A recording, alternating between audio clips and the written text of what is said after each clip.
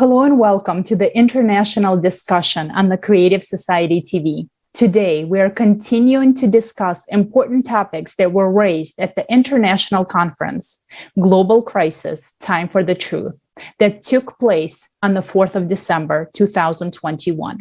This large-scale event was created by thousands of volunteers from all over the world and simultaneously interpreted into 100 languages. One of the most heartbreaking and vital topics that we will continue to discuss today is the topic of refugees and human slavery.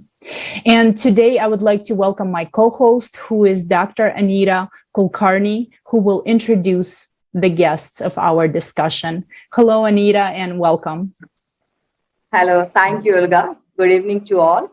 It is a pleasure to be here today, and I would like to welcome our guest, Holly Imori, certified and leading age emotional awareness educator, professional wellness coach, podcaster, speaker from USA, Andrea Van, creator of One Humanity, One Part from Spain, Dr. Somveer Samik, professor, human resource trainer, faculty of management at Gurgaon University, India. Welcome on. Yeah. Yes, and we are happy for everyone to join us today. And thank you that you are not indifferent to the topic of refugees, which we'll be discussing today. And I just want to share with our viewers who have not yet watched the conference on December 4th, the volunteers of the Creative Society Project made a documentary which premiered for the first time at the conference on the 4th of December. And it was on the topic of refugees, human trafficking, and human slavery. And right now, for our viewers who have not yet watched it, we're going to show a 5-minute clip, just a short version of that documentary.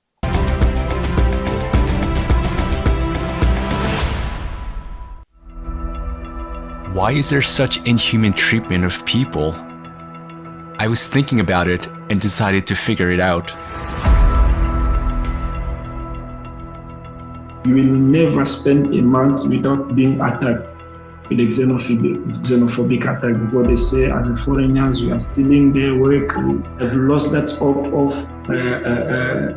being in the great society. I don't know, I've lost that hope because seeing the way that people are being killed, seeing the way that people are being shot in my eyes. A child can be sold many times. I remember one day I came across the story of a girl who was, she was Turkish. She had been sold 17 times, and she had been trafficked from one country to another 17 times, and she had experienced only rape. I also sat in many auctions as a customer, as an undercover when I was doing the undercover. We were sitting for the auctions, 9-year-old girl, 10-year-old girl, as per the demands. So the trade called the first time sex. Whenever the auctions will happen, new girls arrive in the trade, so they put the auctions. So who will bid the last demand, the money, that person only will use that victim full night for his choice. The business that is made of spare parts, the human spare parts. How many children have been transferred from one place to another and then being operated on for some rich guys in different parts of the world to get a kidney or get something else from their bodies against their will. Black market, traffickers, mafia is part of this economy that is ruling the world. So what else I can say? That I only see that the other possibility is to spend money instead of constructing walls like we are doing in Europe. In our society, human life has no value. How is it possible that instead of help, people encounter violence, aggression, abuse, and slavery? This is not a migration crisis, but this is a crisis of humaneness. people, by looking at the existing legal frame, will not ever be entitled asking for protection. Because you will ask them which country you're coming from, they would say there's no country. I had a country called X, but the country now is underwater, or I had a village and this village is being totally destroyed or disappearing. It turns out that there are still no effective programs for the resettlement of refugees. For so many years, the United Nations has been working. For so many years, the Refugee Rights Commission has been working. So many humanitarian organizations and NGOs around the world have been working, but there are no working, established or adopted programs on how to work with these refugees. There are none, and the Refugee Commission itself admits this. Now refugees are forced to leave their homes. They face condemnation and cruelty. They are left alone with their misfortune because of the consumerist format of society. Tomorrow's climate catastrophes could be upon us as well. Answer yourself honestly. Are you ready to face what refugees face? Are you sure you won't be in their shoes? That you and your loved ones won't have to go through what they're going through.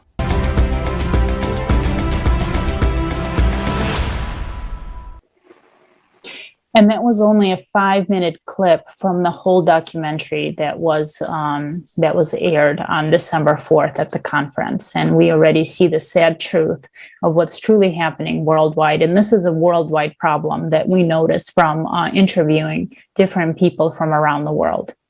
And now let's move into our discussion as well. Holly, we know that you've watched the documentary itself, and maybe you can tell us what was most shocking for you and what was your initial reaction. Maybe there was something that was new to you that you found. Maybe you can just share. I don't know that it was, and thank you very much, by the way. Hi. I don't know that it was that much of a shock to me. I think the more shocking aspect is the level of unawareness on a global level. And the level of, or the lack of education on a fundamental level that this is going on, a strategic plan to help shift what we're seeing. We have a global responsibility as humans to, support and care for one another. And I think on a core level, there's an education, he said, is missing around the globe. And I think once we spread education to the individuals that need it the most, we'll start to see a shift. I work with children that have wound up in the foster care system for various reasons. And I think, honestly, from a heart-centered place, I think when the adults fail the children do not have any other option. So they start to we see a lot of these people coming out of abusive situations. They basically do not know that they have human rights. There's just not that, we're not taught that. So once people are given the opportunity or the information that they do have value, then they can start to advocate. Not only we can advocate for others, but we can also advocate for ourselves. So I see this in the community of children that wind up on the streets because their families have failed them. But it's a problem that's existed for a very long time. So yeah. Education is what I'm getting at. Is I think we need to educate the people that need it the most. I think what I was thinking about most was the need for education to the most vulnerable, the people that are the most vulnerable, because we can see it. The people that are educated can see it from an outside perspective.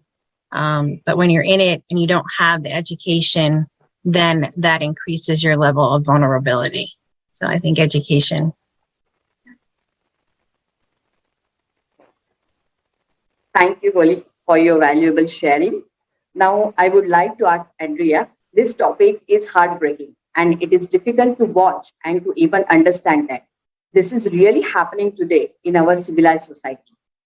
Why do you believe it is important to speak up about the shocking truth of the refugees and the human trafficking. Andrea, please. Well, first of all, thanks for having me, Dr. Anita, and all the Yatra TV team. It is so important to raise awareness on this topic, just like Holly was saying before. You have just said that we live in a civilized society. We are in century 21st century. 21st century, not in a single country slavery is legal, but yet more than 40 million people in 48 different countries are victims of slavery. 40 million people, from which the 71% of the total number of victims are women or children. There are 25 million victims of war force, and almost 30% are children.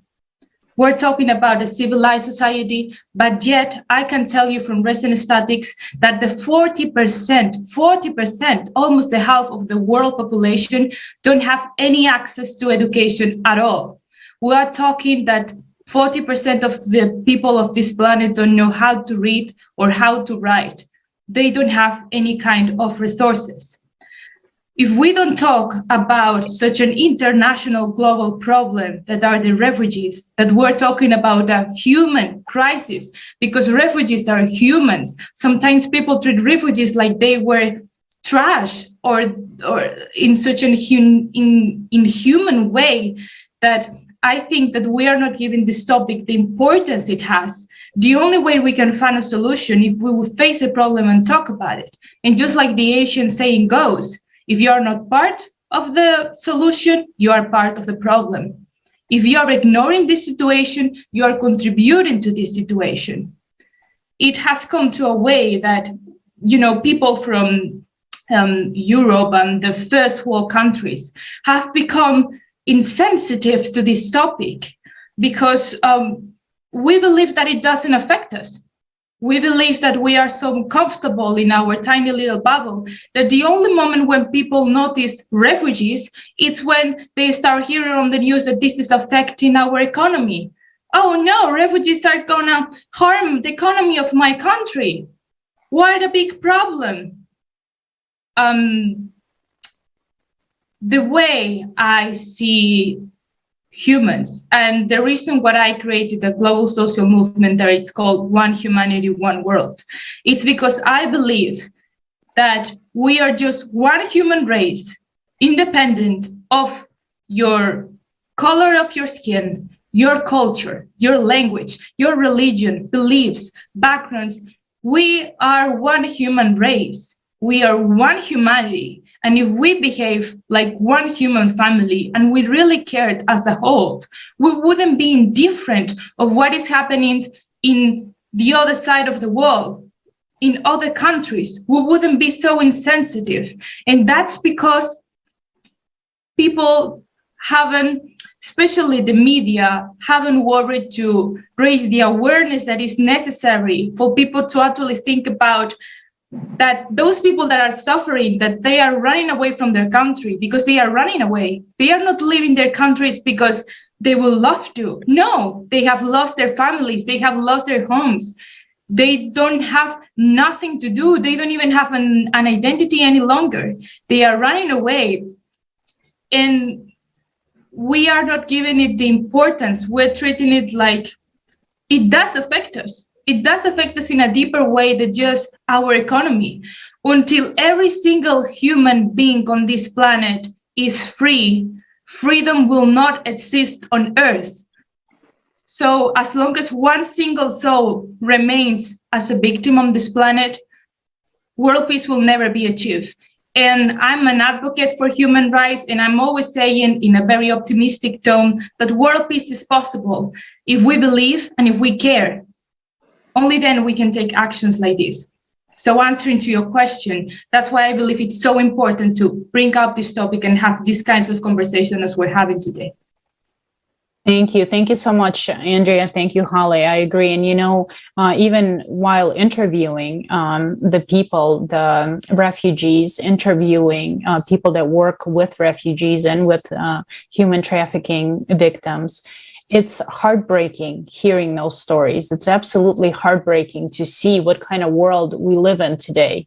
And we understand in it, but the understanding is there that we need to see this global problem, because if we do not see the problem, we're not going to get to the solution. And it's so important today to talk about these topics and not to put our head in the sand. And also, Dr. Samir, if you can say also, what is your feedback on the refugee crisis? And maybe you have witnessed yourself climate refugees because of climate change. Maybe there was some climate change refugees, maybe in India even. Yes, thank you so much for giving the opportunity to speak for such a nice issue, which is vulnerably spreading throughout the world due to climate change. Lots of people shifting their place, native place, and they are not able to get a good home or good, you can say, living to live in a quality life for their children and their family members. So due to political instability, somewhere people become refugees, somewhere due to the climate issues. So generally we can see the challenges in 21st century, the climate change rapidly becoming a major part for the citizens of different countries. It might be southern countries or eastern countries. They are shifting their native place. So we need to get some awareness throughout the world about the climatic change. Rivers getting polluted, our forest area burning drastically. Last year we have seen the lots of incidents about the burning forest in different parts of world. So it is a major issue from for the humanity to survive. We need to protect our world. We need to protect, or you can say, make a better climate to live. Plant more trees, clean our rivers, protect our species. So we must think about the climatic aspect also. We are developing good technology and scientific improvements or innovations we are doing day by day. But the nature where we are living in, what the world we are going to give to our next generations. So this is the major issue, and this is the right time to think over this type of mega issues, we must say. Yes, ma'am. Thank you, Dr. Samir, for your valuable sharing. It's true, we need to develop a good technology to overcome the climatic crisis. Today, we see that human life is not worth anything in the consumer society that we live in. We buy and sell not only things, but also people. Humans become a way to make a profit. And this is becoming a norm today. I have a question for our guest. In your opinion, can we solve the problem of refugees in the current consumer format of the society? To solve the problem, I think we need to shift people's perspectives. I'm going to piggyback kind of on what Andrea said about how the media portrays refugees, and we get this information, and this information is received in a way that this is going to impact us in a negative way. And I don't think that when you are supporting another human being in a time of, trouble, in a time where things are devastating, that can ever have a negative impact. I think we have to be willing to make sacrifices for one another, be willing to compromise so that our brothers and our sisters are safe and cared for and well.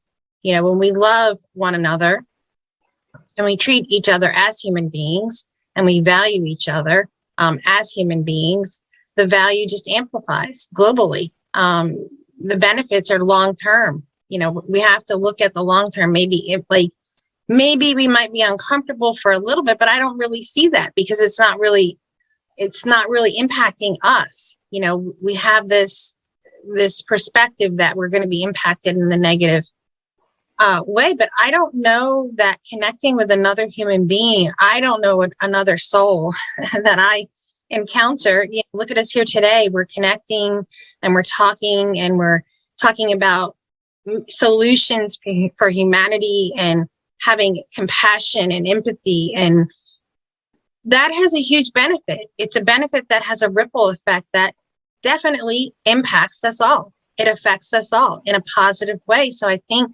when we have the media that's, portraying this fear, this mass media of like, oh, okay, well, I think the planet's big enough. I think we have a big enough planet. There's plenty of land.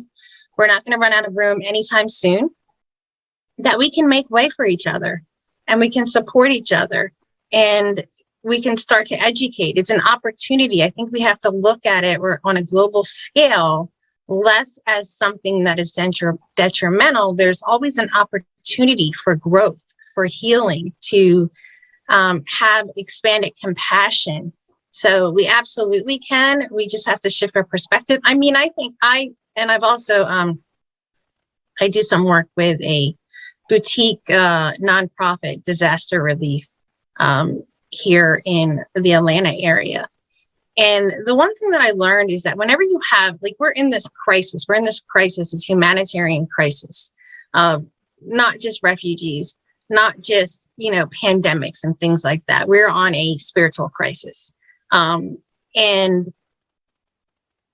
we didn't get here overnight. And there is a long-term, we need a long-term plan.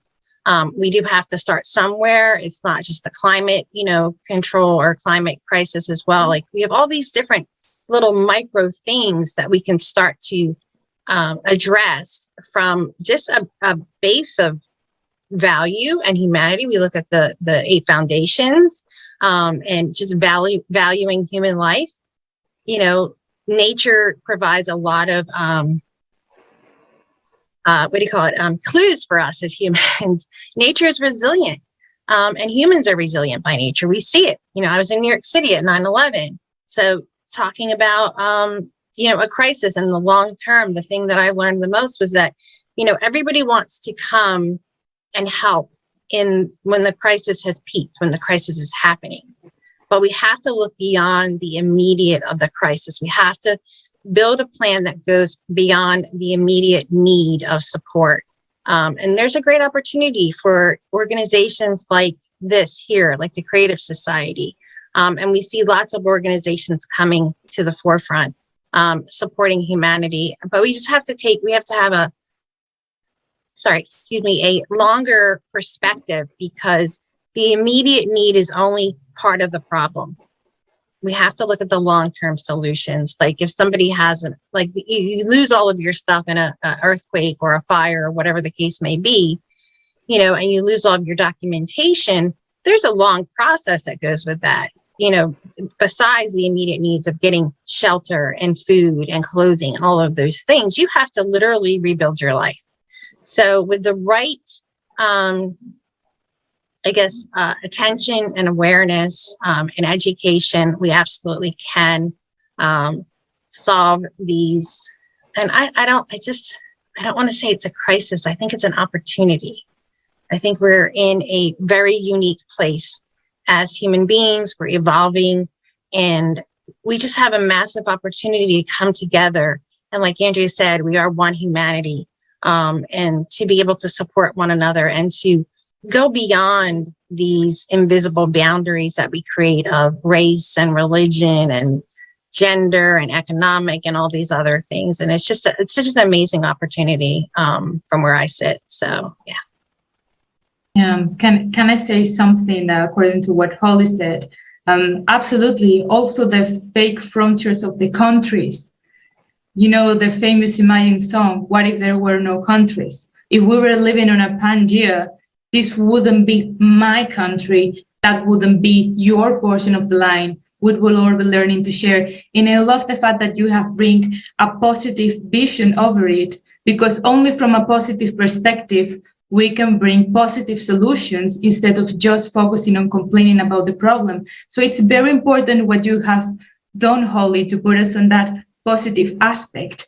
And I believe that this crisis have a solution And as Holly said, if we're looking at the long term and not just what is bothering us at this moment, there's a Chinese saying that says that only one grain of rice can change the balance of these balance machines. Sorry, my Spanish made me forget the name of what the balance actually his name was. But if only one little grain of rice can change the balance, that means that the action, thoughts, and words of one human being can affect the entire result on this world.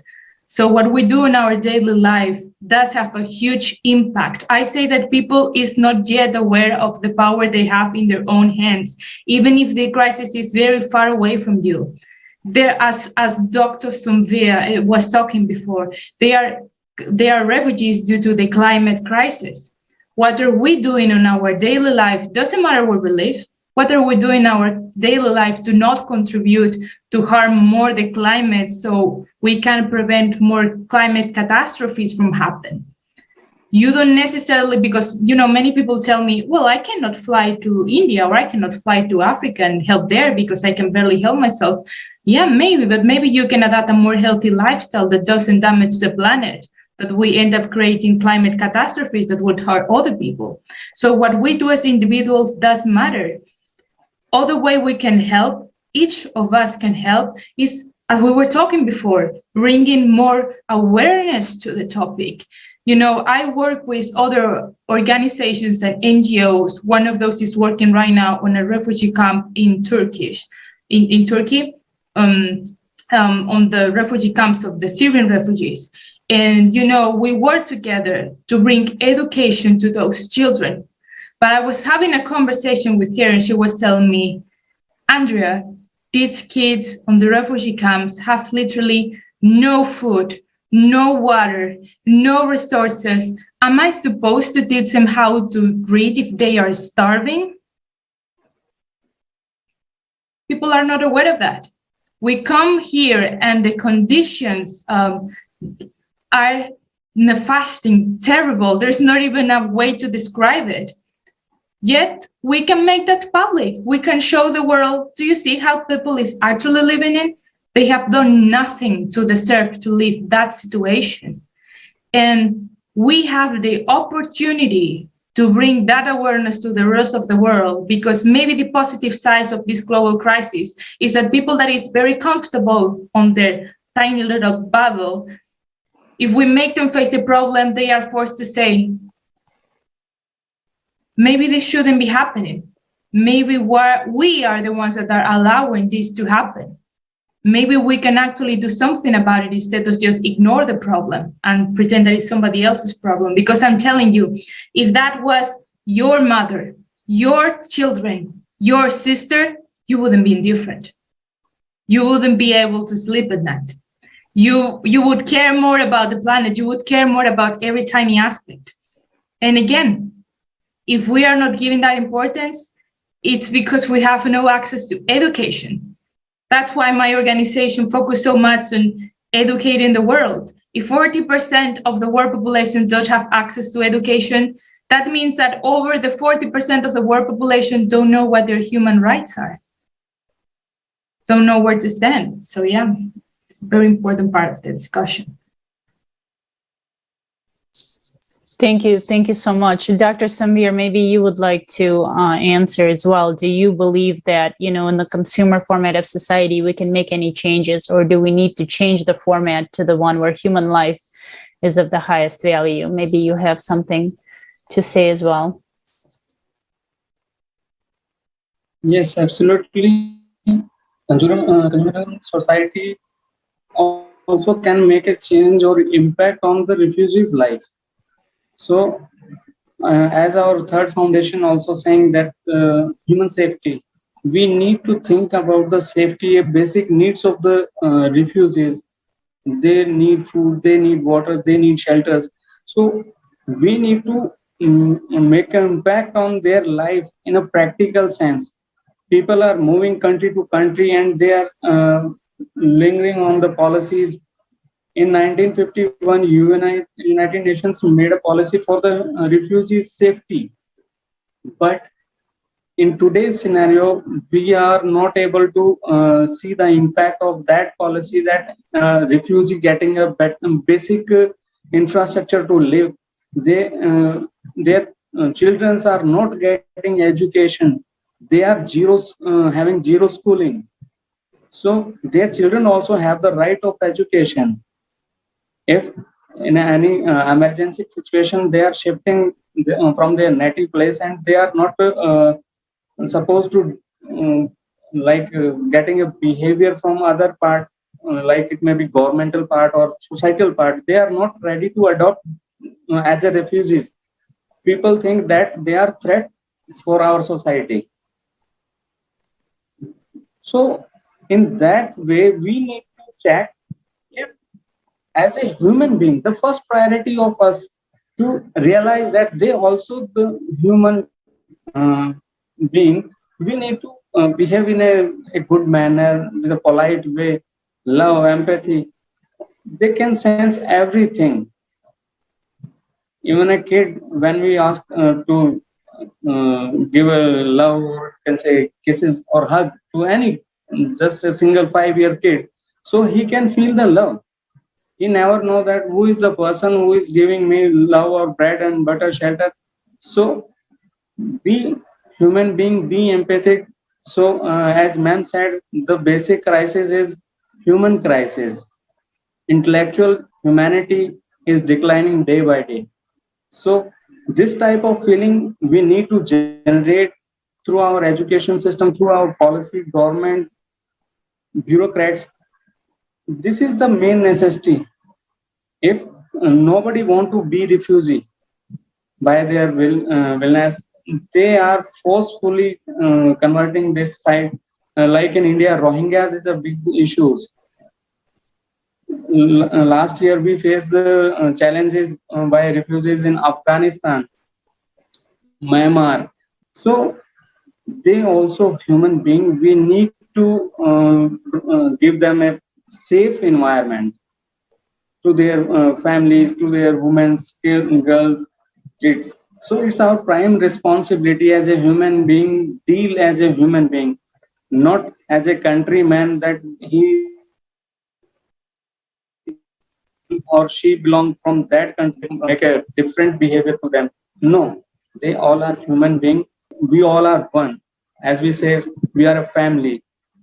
All planet is our home, shelter, and we are living in. It's our, as a brother, sister, we are living in. It's our family. So it's our responsibility to protect their rights also. So this is from my side now. Thank you. Thank you for everyone for sharing. And we see that, you know, the consumer society has truly hit a dead end. And I think, you know, even for myself, I didn't realize what it means until we actually look around the world and we see all the crises we're facing today, you know, the refugee crisis, economic crisis, geopolitical crisis, environmental crisis, climatic crisis. We see so many things that are happening today. And unfortunately, today we do not have a solution that can solve all this until now, until the Creative Society, which, you know, is a project for all of humanity. This is a project that, and you mentioned the 8 foundations too, which we will get into next, but Creative Society will actually provide a future without wars, without conflicts, without violence, or without hunger. And it will bring our society to a new level of unity and peaceful development in all spheres of life. And as we say, you know, humanity doesn't need a revolution. We need an evolution. We need peaceful development in all spheres of life. And also the 8 foundations that Holly and Dr. Samir, both of you mentioned, for the past 10 years, volunteers from all over the world have been interviewing people worldwide to see what kind of world do they want to live in. How do they see these conditions, which will be perfect for their development, for the development of their kids? What is this peaceful world in which they would like to live? And that's how the 8 foundations of the Creative Society came to. And right now you can see them on the screen. And we will talk about the first 3 of the foundations as well. And, you know, these foundations, we can see that these pillars will actually take our society to a new level of peaceful development. And I believe that that is what all people want, as humanity is one big family, and truly there's no differences. There's no separations. And let's take a look at the first foundation of the Creative Society. Let's read it together. And maybe, Holly, you can please share, in your opinion, how would this first foundation help solve the crisis with refugees and human trafficking? And not only, and I will read the foundation, and you'll see it on the screen as well. The first foundation is human life. Human life is the highest value. Life of any human has to be protected as one's own. The goal of society is to ensure and guarantee the value of each human's life. There is not and never can be anything else more valuable than a human's life. If one human is valuable, then all people are valuable. Well, we're looking at investing in human life. We have to invest in one another versus, product and financial gains. I think there's no greater payoff for humanity than to invest in one another through education, through compassion, through empathy. The greatest or the largest return on investment is when we invest in one another, and we tap into the value that all humanity has, and we take away these imaginary or man-created boundaries that we have. Like, again, Andrea was saying, we're one society. Everybody gets panicky. I personally envision a world where there are no borders. Definitely we need to have some sort of order. That is just how the universe works. We need to have some sort of, order in order to be able to thrive.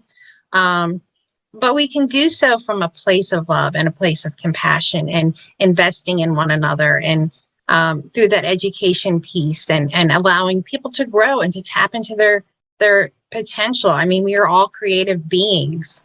We have so many. I mean, I can't even imagine where humanity, well, I can't imagine where humanity would be if everyone had the same opportunity, if they knew their value and they weren't put into these desperate situations where they felt like they didn't have a choice. If we talk about the trafficking piece, which is so heartbreaking, where parents are selling their children just to be able to survive, to buy a cow so that they can feed their other children. These are uneducated people. They're our most vulnerable section of society globally. So when you have education and you invest in that, then you don't feel as desperate. You don't have that sense of, or that lack of value, I would say. So I think when we invest and you become less vulnerable, you become empowered when you know your true worth, when you know that you have value as a human being, just the core values of just being alive and breathing and being able to contribute. So I think the piece is absolutely, we have to invest in one another. We have to enable people to be able to know their worth and advocate for themselves, their own well-being. We can look out for them as well. We have to, teach them that, the saying that goes, you can teach them, you can either give a man a fish and he'll eat for a day or a week, give him enough fish, but you can teach them, you can teach people how to fish for themselves. And then that way they are not only feeding themselves and their families, but they are also feeding, a village, a community, so it's just that investment piece in teaching people the fundamentals of their value, how to advocate for themselves, how to keep themselves safe, not only physically, but psychologically and emotionally. Give them the tools that are lacking, that they don't know. They just don't know because we don't have that, giving them the tools so that they can develop their intellectual capacities. And when we develop that, then everyone benefits from that.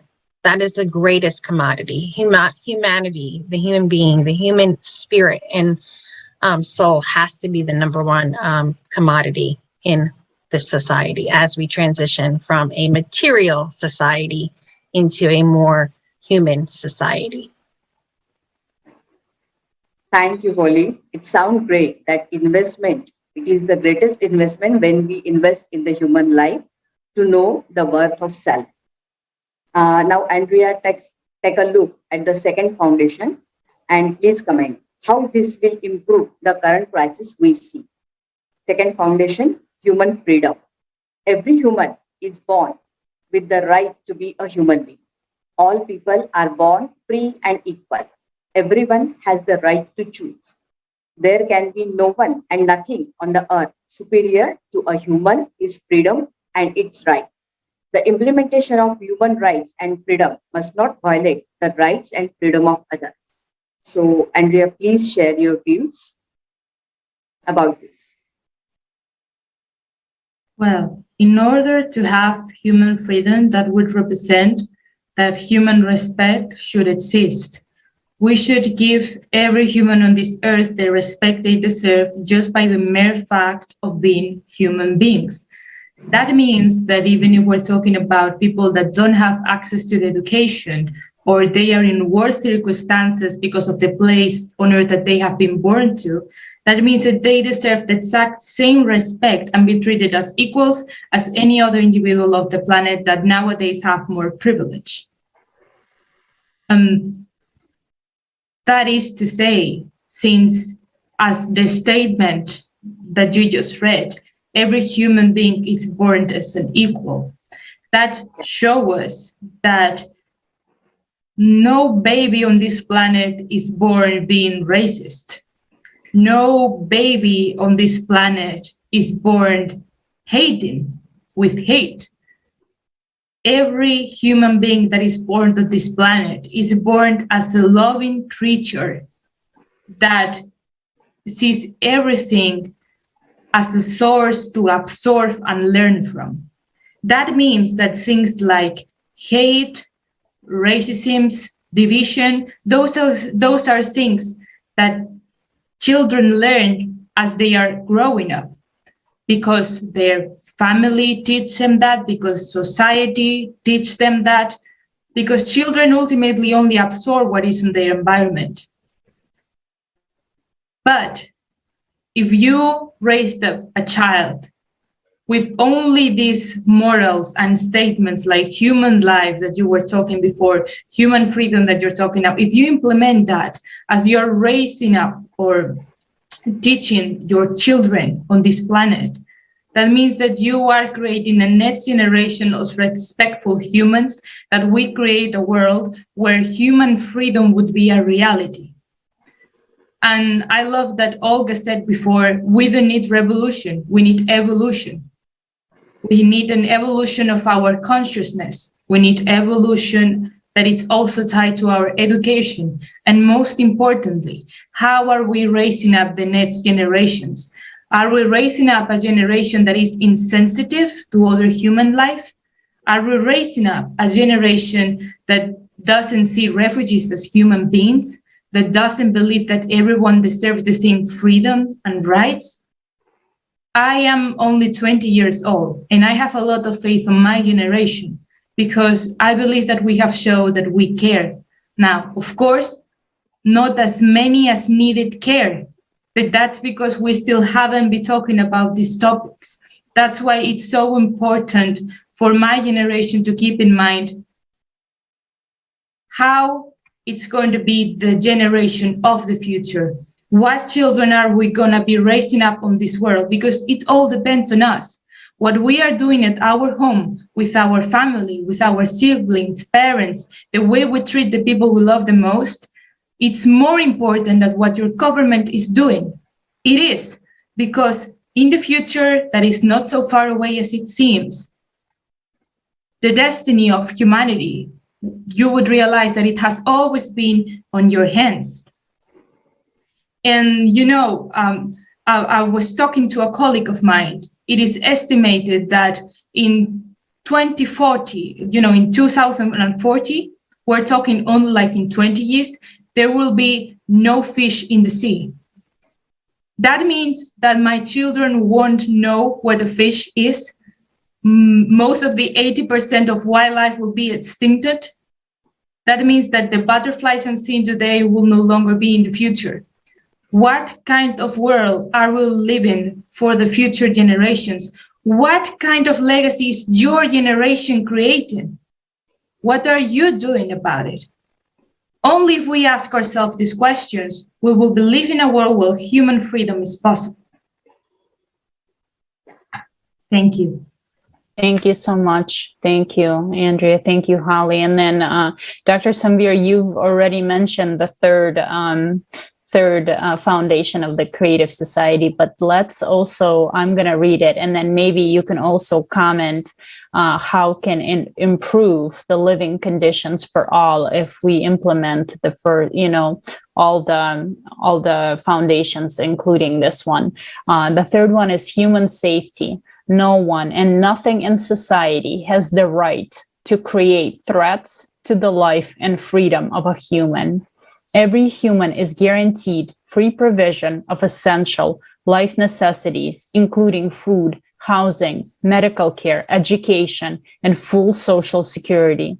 Scientific, industrial, and technological activities of the society should be aimed exclusively at improving the quality of human life. Guaranteed economic stability, no inflation and crisis, stable and same prices around the world, a single monetary unit and a fixed minimum taxation or no tax. The security of human and society from any kind of threats is ensured by a unified global service that deals with emergency situations. What are your thoughts on that, Dr. Sambir? Yeah, human safety is the basic necessity to live in a society.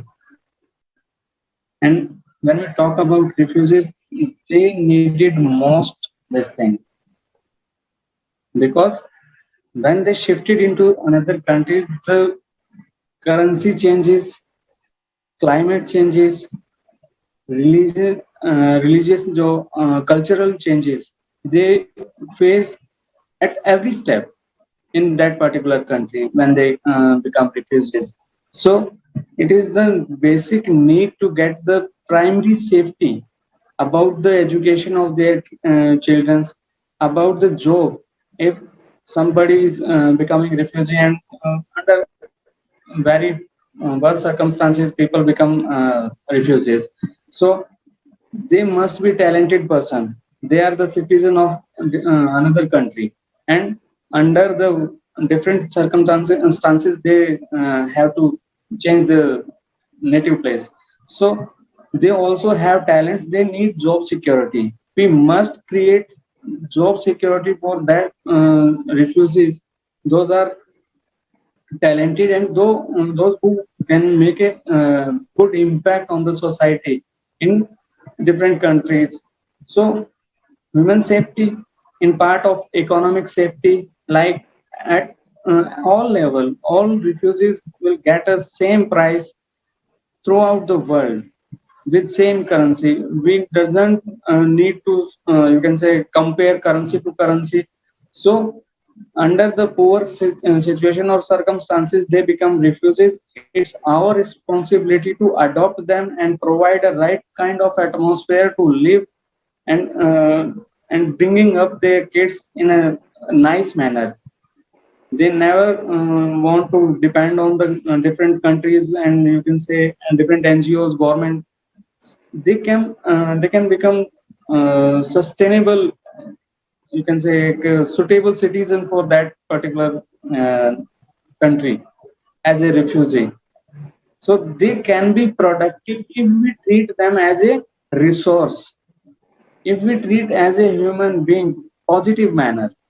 So we need to make a good atmosphere, right culture, adopt them with love and care. It's they are like our brother and sister. We need to club into our society. So so many people think the different parts every day they shifted their native places. They shift and they left their homes. They are into search bread for a night. So it is our prime responsibility to take care of these people. Refugees, not a word. They are human beings. They are forcefully getting that situation to live in. Nobody want to become refugee. It's the you can say unfortunately conditions and the you can say poor fate of that particular country. They force their citizens to left their native country. So we must think about the safety. We only then we can create a good atmosphere to live their livelihood in a better way, in a respective manner. They also have dignity. They never want to let down their you can say prime esteem or ego emotions. They also have the good heart. So we must take care of them. Thank you. Over to Thank you, you so ma'am. much. Thank you. It was such pleasure to be part of this international discussion. It's so great to see all people from around the world coming together to talk about one of the most important things. How can we create a better future for all? How can we build this creative society where human life is of the highest value?